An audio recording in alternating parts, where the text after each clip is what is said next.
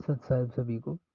दास की तरफ से सत साहब जय बंदी छोड़ के। देखिए, दास को जितनी भी प्रेरणा हुई है मालिक से, तो मैं यही कहूँगा कि दास ने पहले संकल्प ले रखा था, सात संगति से जुड़ा हुआ था, सात संगति से जाता भी था हर संडे, चाहे कुछ भी हो जाए, चाहे स्कूल में नहीं जाना हो, चाहे कंपनी में नहीं जाना हो, चाहे काम पे नहीं जाना हो, चाहे लेकिन सात संगति में जाना रहता था। जो सात संगति में थे तब दृढ़ता थी, संघर्ष करने की क्षमता थी, और गुरुजी अपने मुख मेरे मुख कमल से जगह जगह प्रचार करवाते थे, और गुरुजी हर दिन सपने में दर्शन देते थे।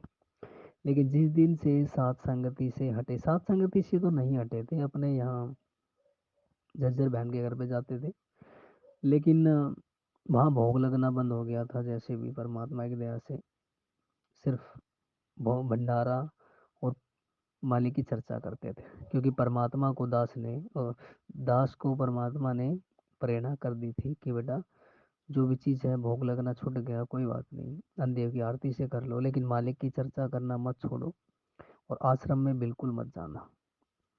लेकिन फिर भी कौन, फिर भी किस ब्रह्मांड का मालिक है नहीं पता, कैसे न करके मेरे को परमात्मा ने तो बचाने की खूब बहुत ज़्यादा कोशिशें की, लेकिन फिर भी उतना दृढ़ता विश्वास नहीं थी। नहीं पता क्या हुआ, मैंने नामदान पे जाकर नाम ले लिया।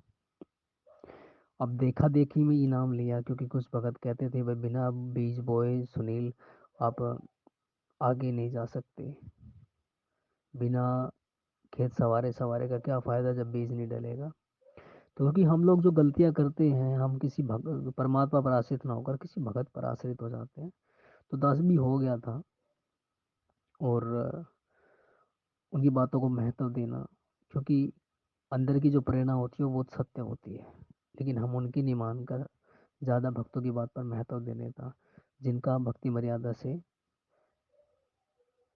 भाई लेना देना वो उसकी भक्ति पर निर्भर करता है। लेकिन दास ये कहना चाहेगा, जब जब से दास सात संगति से हटा, परमात्मा ना तो सपने में दर्शन देते हैं, और ना मेरा जगत वालों के साथ ज्ञान चर्चा, पहले ज्ञान चर्चा होती थी, प्रचार करता था परमात्मा की दया से, अब वो बिल्कुल भी नहीं होता, और उतना संघर्ष और उतनी दृढ़ता नहीं रही अब।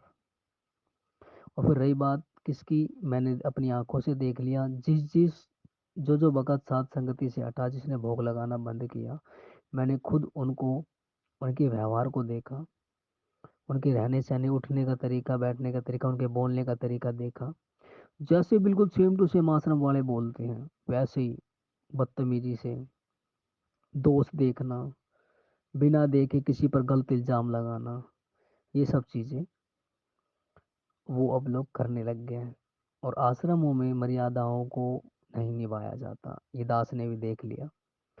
छूट दी जाती है नियम मर्यादा, अगर जो आश्रम से वही जुड़ना चाहेगा, जो नियम निभाना नहीं चाहता, जो मर्यादा निभाना नहीं चाहता, जहाँ तक है।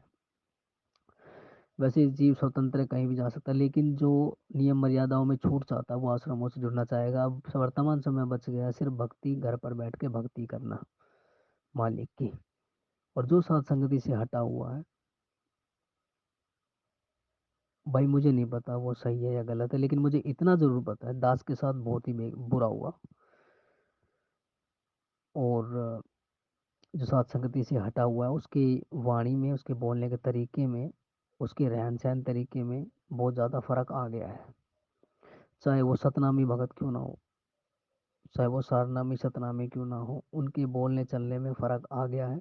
और ये ही काल की पहचान है, यानी काल का प्रभाव उसके ऊपर शुरू हो गया। जिस दिन से सात संगति से हटते हैं, हकीकत बात है, काल का प्रभाव उसके ऊपर शुरू हो जाता है, क्योंकि काल चाहता है ये सात संगति ना हो, भगत भाई आपस में मिलन ना करे, भोग ना लगाए, परमात्मा की चर्चा ना करे,